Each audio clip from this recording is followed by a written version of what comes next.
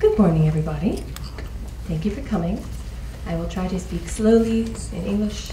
I tend to speak very quickly. No one will appreciate that. I'm going to slow myself down.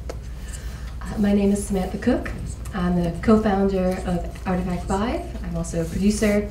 I handle business development and also narrative and design. A lot of hats. So Artifact 5 is a studio of 5 people based in Montreal. Although I'm moving to Scotland in the summer, so I'll be based in the UK while they continue to work in Montreal. Artifact 5's goal is to create VR and other games that combine intriguing mechanics with a surreal story and atmosphere. I'll tell you a little bit more about my project in a minute. My 2 co-founders, Mohamed Al-Khatib, our creative director, and Rami Dagstani, our creative director, and I started the company in mid-2015. We were inspired by cinema and games to make something that hadn't been done in quite the same way. We brought surrealism to the PC, or we're inspired by games that bring surrealism to PC into the gaming mainstream, and other stories that examine narrative in games from a new perspective. We really appreciate wanting to use pared down mechanics, like walking, picking things up, and reading, to tell a story in game form that can pack an emotional punch. And we believe you can do that without, fighting or other sort of more typical mechanics. Our team itself is very multidisciplinary or interdisciplinary. We come from a larger indie studio background and academics and film. So 4 of our team, Rami, Mo, and one of our artists, Philip, and Merda, our programmer, all studied and worked at Concordia University in Montreal. They have a really special sort of computer arts program where you go in and you learn both the programming and the art side. So my co-founders both came out of it, but one's a programmer and one's a 3D artist. So they both have a very art-intensive mentality, but with strong technical background, which you'll see sort of what that gets you with our project. Concordia also has labs like OBX and TAG where they do more experimental games, which is great because it's a collaboration between art and academics and technology. Our sound designer, Beatrix Mersch, came from film, so she brings a much welcome cinematic perspective to our process, and she's been a part of it since the beginning. We met her at a game jam in early 2015 and have been working with her ever since. And she also works on other projects in Montreal and around the world. Personally, I have a background in English literature, so I wasn't necessarily planning on going into games, but it happened. I got into community management and made my way into production, and then, of course, founded a company. I really enjoy the administrative part as well, but still get to put my hands into design and narrative, which is pretty cool. It's nice to be part of a small team where you can all do a little bit of everything. You might have noticed I didn't mention having a designer on the team. We don't, and we've actually designed the whole thing collaboratively together as a group, which is a very long and arduous process. But it means everyone has become very invested in what we're making and had a say in how to create this game from the ground up. I don't necessarily recommend not working with a designer. I believe we will work with one in the future, but it's a really interesting way to get the team very invested in what you're making and to make sure everyone gets a say in what you're creating. So the game we've been working on for the past 3 years is called Anamorphine. It is an introspective adventure, or a surreal exploration game, depending on how you want to look at it. You can play it here at the festival, in the game section, on VR, or in VR, excuse me.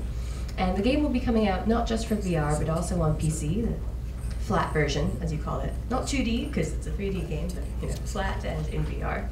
And on PlayStation in a few weeks, which is very exciting, and will come to PSVR and Xbox a little bit later.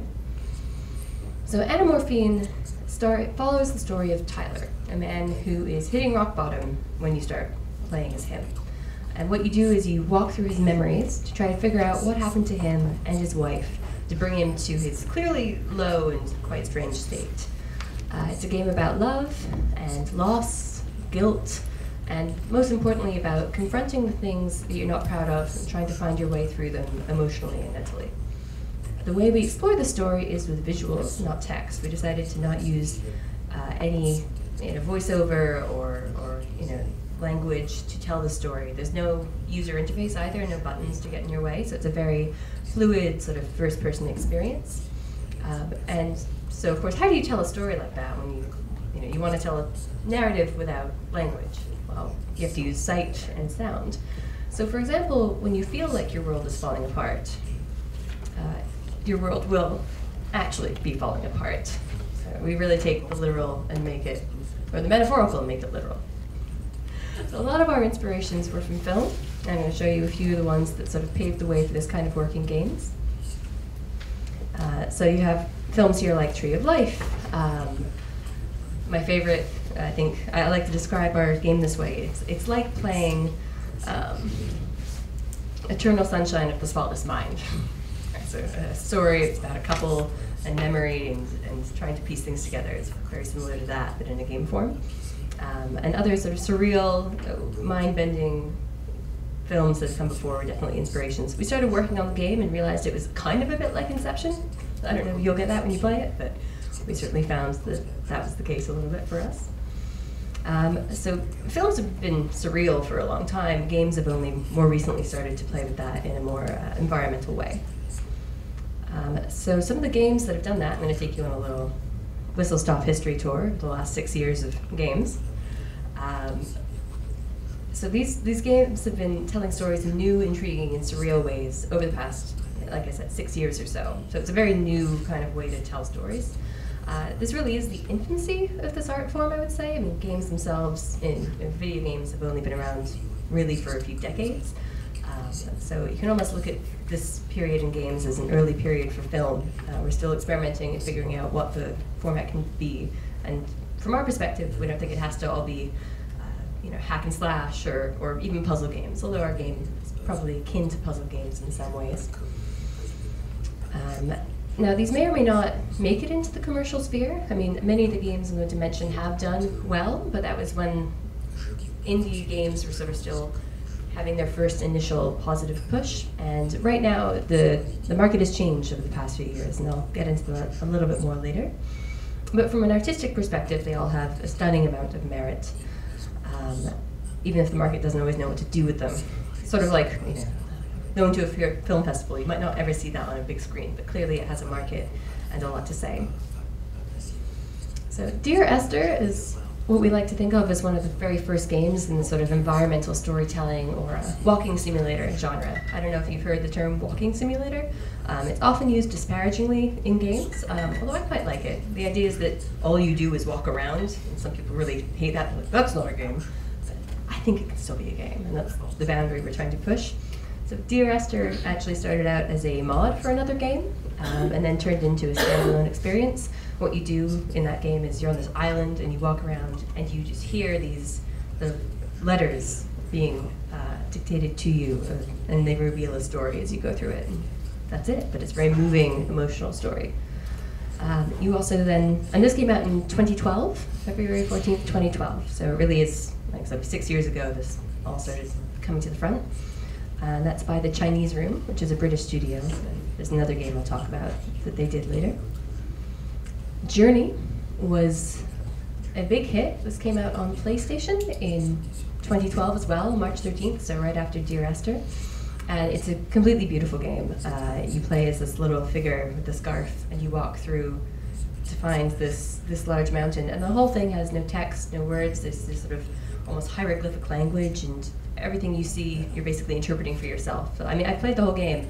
I couldn't necessarily tell you, set things about the story, but it was completely gorgeous and had lovely gameplay. And you're just sort of solving puzzles and walking through this immensely beautiful landscape.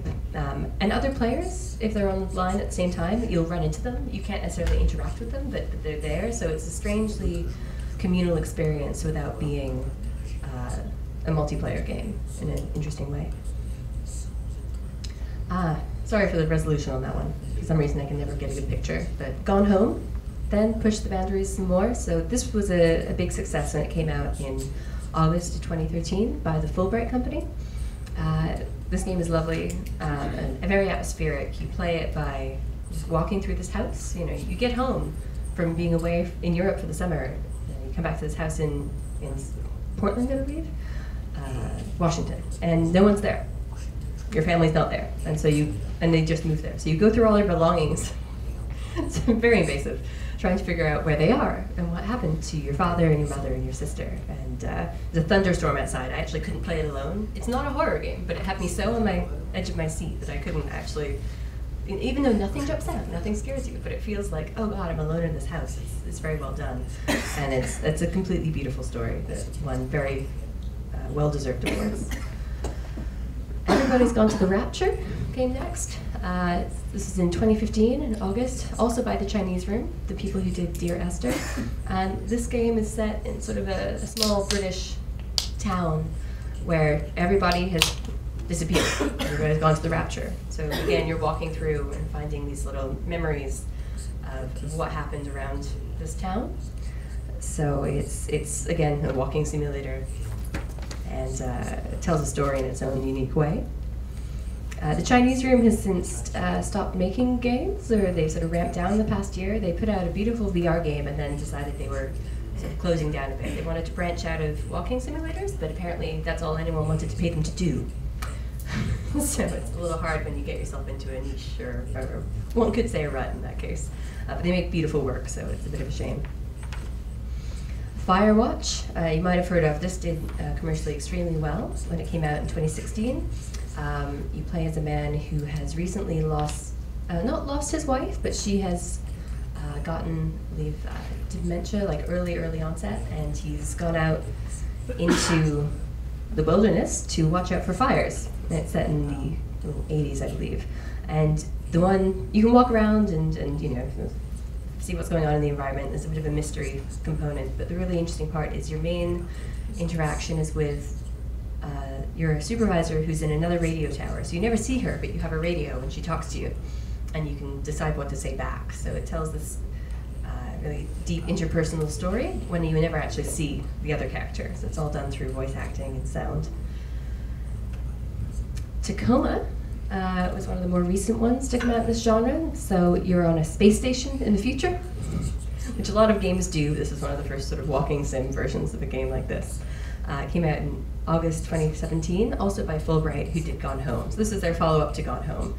And it certainly has a lot of similarities. You walk through the space station, and you sort of play these recordings of the crew of the station in the 3 days before the station was shutting down. It was an emergency. So you're sort of a whodunit, what's happening, but also very story-based and not very mechanical, right? You're just looking and listening once again.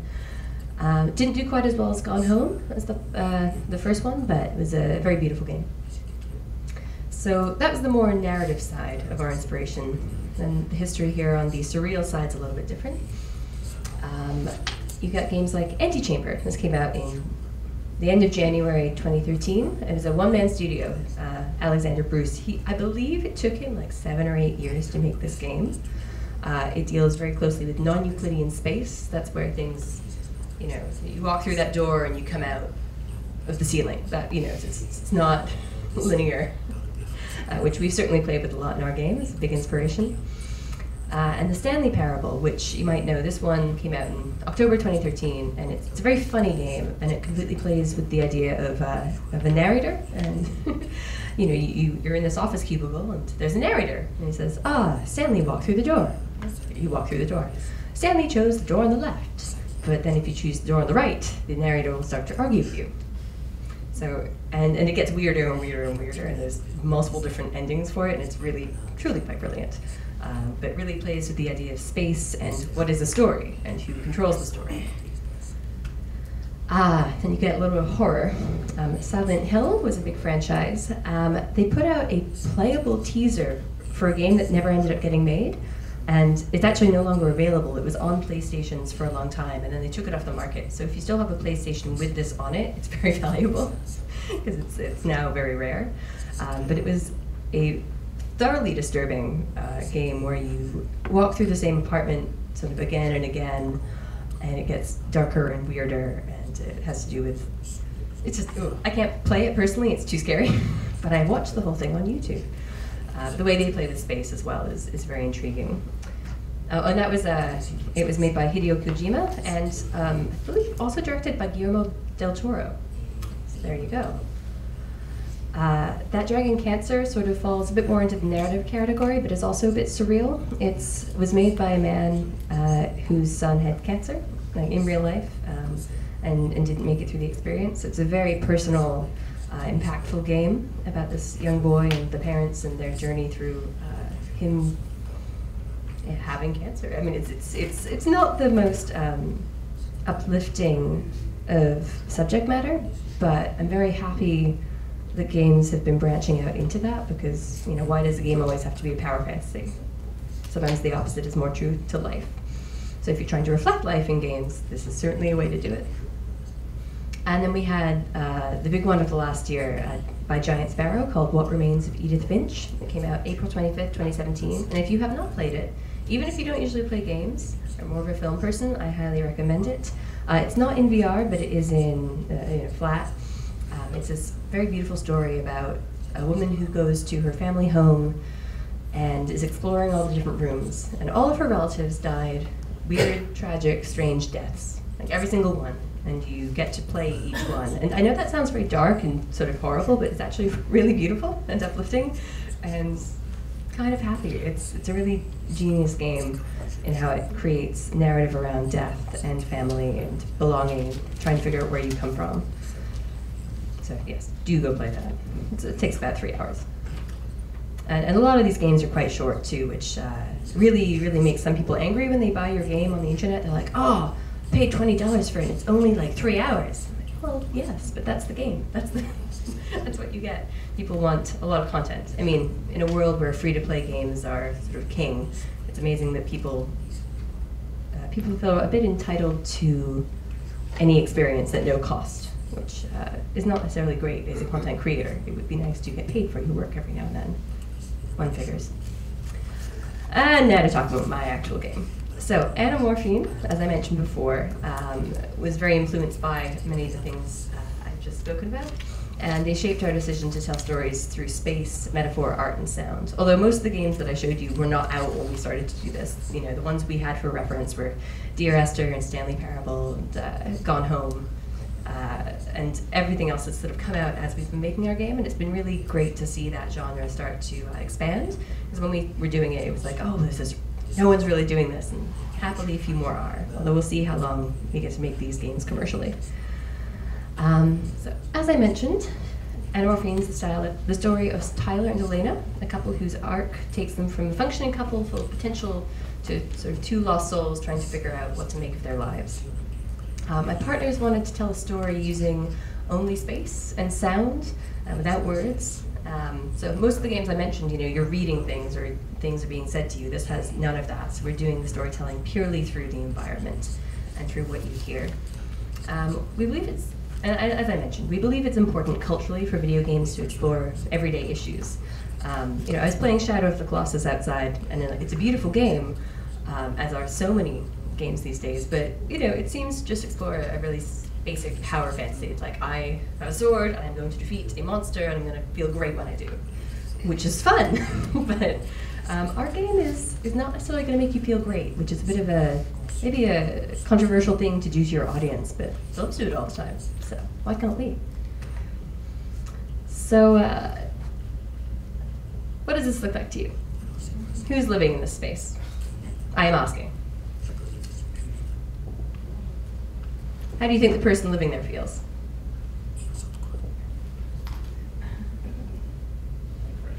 Depressed. Yes, that's a very good start. Yeah, someone living in this space is probably not extremely happy.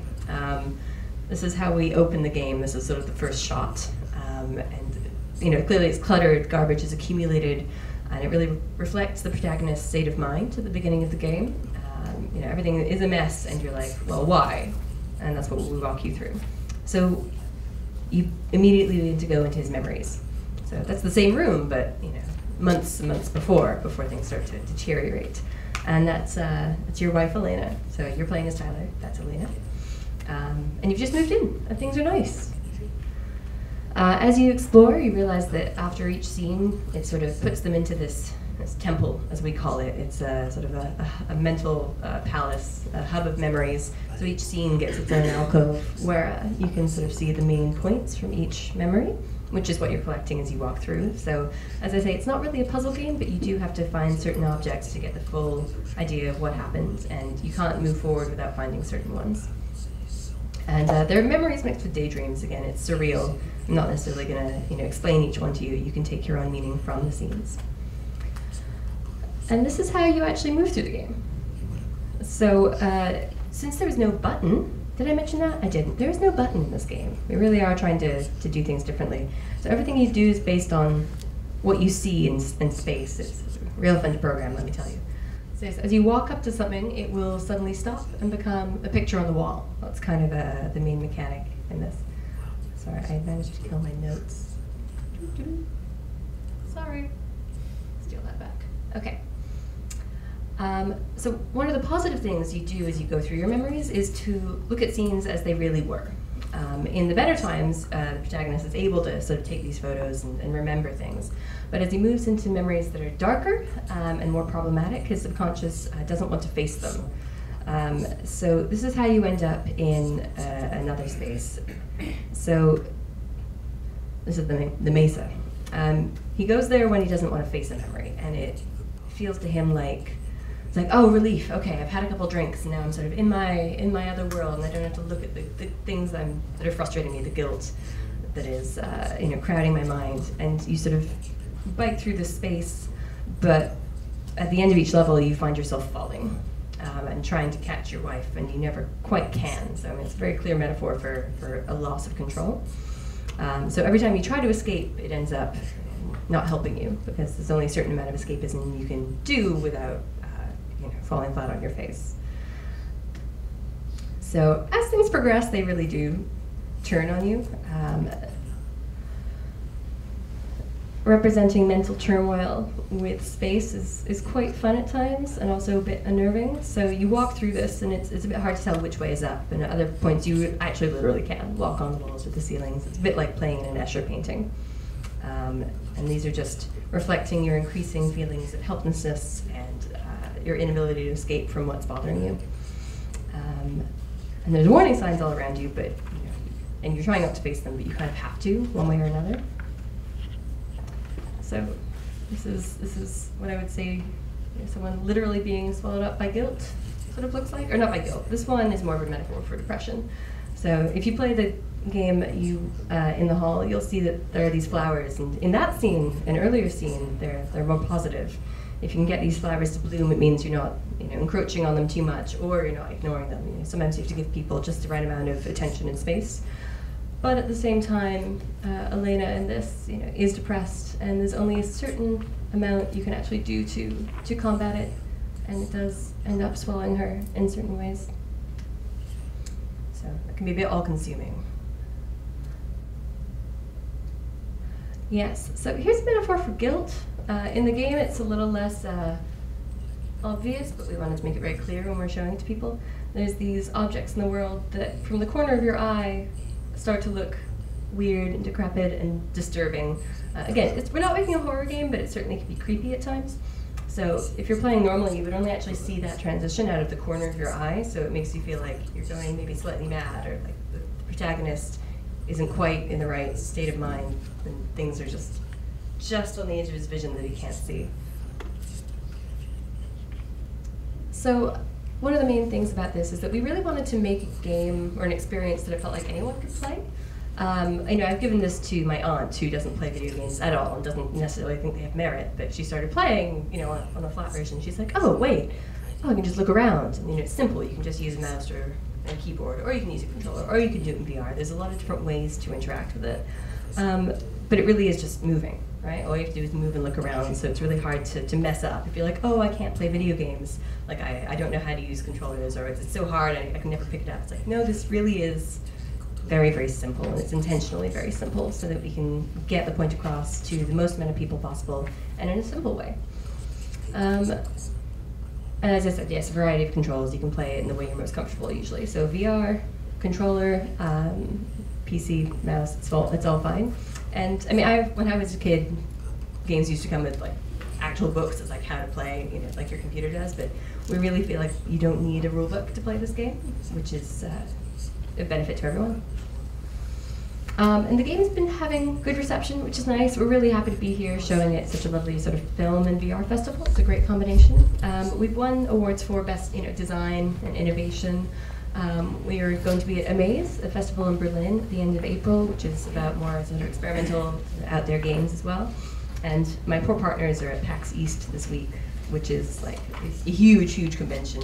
It's actually much nicer to show the game at things like this, where people can take their time and it's quiet and you can really get into the introspective adventure versus a crowded convention floor where everyone's really excited about League of Legends. So we are a game, but we're more niche and weird. So this is great. All right, so I think that's the bulk of it. So as I said, Anamorphine will be coming out in May. We're very excited. It'll be from lots of different platforms, so you can play it basically wherever you want, the computer, PlayStation, later for Xbox, as I mentioned, and of course virtual reality. And yeah, that's it really. I can show you a nice quick video just to put things out on a fun, more dynamic note, if I can find where I put it. Oh, there it is. You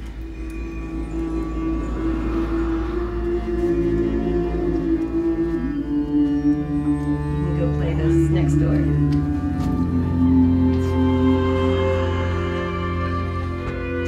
As you can tell, sound plays an important part. As a cellist, your wife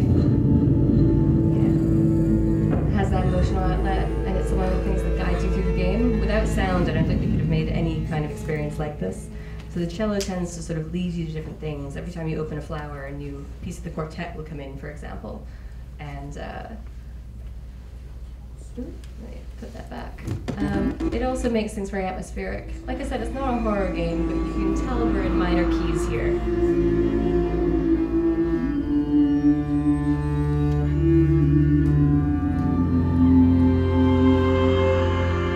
There's various motifs that follow you through the game, giving you different cues on what's going to happen. And then there's darker scenes. Well, we try to warn you a little bit with these sometimes. Sometimes we want you to just walk into things. That is Anamorphine. You can wishlist it on Steam. You can also sign up for our newsletter if you'd like to keep up with what we're doing. We're going to have another project starting soon as well. Also surreal, a little bit less dark. It's been a long 3 years. And yes, if you have any questions, I'm happy to take them here or after. Thank you.